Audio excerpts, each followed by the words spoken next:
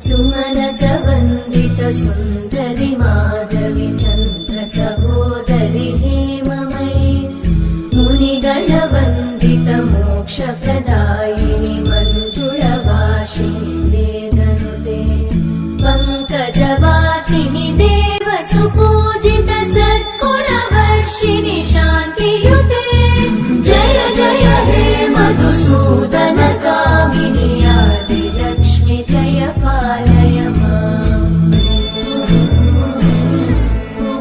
नमस्तेऽस्तु महामाये श्रीपीठे सुरपूजिते शङ्खचक्र गदाहस्ते महालक्ष्मी नमोऽस्तुते।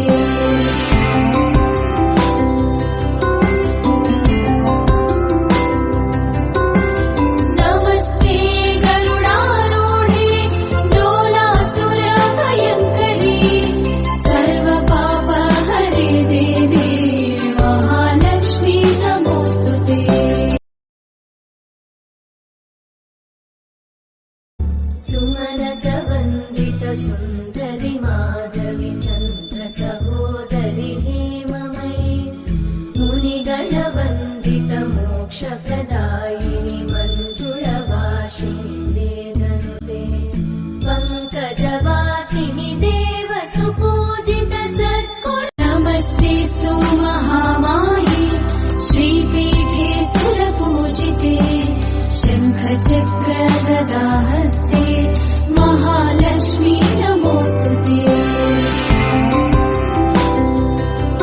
सुमनसवन्दित सुन्दरि माधवि चन्द्र सहोदरि हेममयि मुनिगणवन्दित मोक्षप्रदायिनि